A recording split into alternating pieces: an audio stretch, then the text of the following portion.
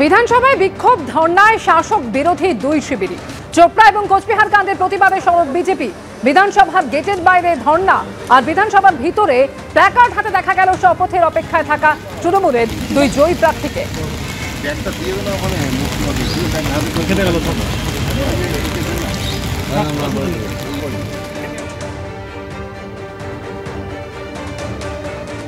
বিধানসভার ভেতরে এবং বাইরে, ভেতরে বসেছেন তৃণমূল কংগ্রেসের দুই জনপ্রতিনিধি, যাদের দাবি যে অবিলম্বে তাদের শপথ বাক্য পাঠ করানোর ব্যবস্থা করতে হবে রাজ্যপালকে। হয় রাজ্যপাল বিধানসভায় এসে তাদের শপথ বাক্য পাঠ করান, না হলে অধ্যক্ষকে দায়িত্ব দিন, তিনি যাতে তাদের অবিলম্বে শপথ বাক্য পাঠ করানোর ব্যবস্থা করতে পারেন।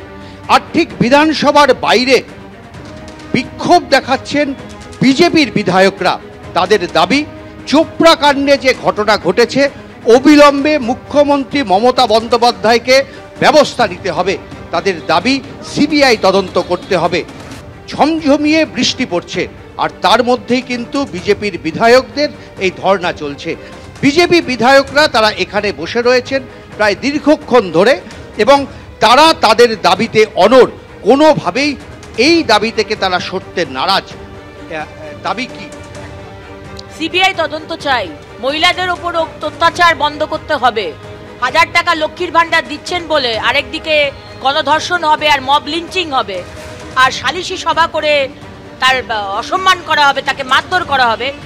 এইগুলো চলবে না। এটা আফগানিস্তান নয় মমতা ব্যানার্জি, এটা সুদান নয়, এটা সিরিয়া নয়, এটা ভারতবর্ষ, এটা পশ্চিমবঙ্গ। এগুলো আমরা হতে দেব না। আমরা সিবিআই তদন্ত চাই, আইন শৃঙ্খলা ফিরে আসুক রাজ্যে। পৃথিবীর মানুষ জানুক, পশ্চিমবঙ্গের মানুষ, ভারতবর্ষের মানুষ জানুক মমতা ব্যানার্জির পশ্চিমবঙ্গে কি হচ্ছে। সব মিলে কিন্তু এই মুহূর্তে জমজমাট বিধানসভা। ধর্না চলছে ভেতরে এবং বাইরে, এবং বিজেপি নেতৃত্বের দাবি যতদিন পর্যন্ত না সিবিআই তদন্তের নির্দেশ দিচ্ছে ততদিন পর্যন্ত এই আন্দোলন চলবে। ক্যামেরায় পার্থপ্রতিম রায়ের সঙ্গে উজ্জ্বল মুখোপাধ্যায়, এবিপি আনন্দ, কলকাতা। পরের খবরে আসবো, ফের শহরে অগ্নিকাণ্ড। ধাপার মাঠপুকুরে ইঞ্জিন অয়েল কারখানায় আগুন। ঘন জনবসতিপূর্ণ এলাকায় আগুন লাগায় আতঙ্ক ছড়ায়। ঝোড়ো হাওয়ায় আগুন নেভাতে সমস্যায় পড়ে দমকল। কারখানার অনুমতি ছিল না, অভিযোগ স্থানীয় কাউন্সিলরের।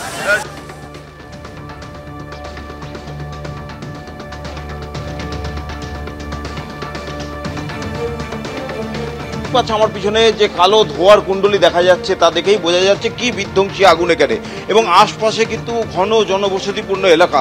দেখতে পাচ্ছ সমস্ত মানুষ তারা বাড়ি থেকে বাইরে বেরিয়ে এসছেন, কারণ আতঙ্কে যে প্রায় 30 মিনিটের উপর হয়ে গিয়েছে এখানে এই বিধ্বংসী অগ্নিকাণ্ডের ঘটনা, এবং যত সময় যাচ্ছে ততই কিন্তু এই কালো ধোয়ার কুণ্ডলীর পরিমাণ ক্রমশ বেড়েই চলেছে।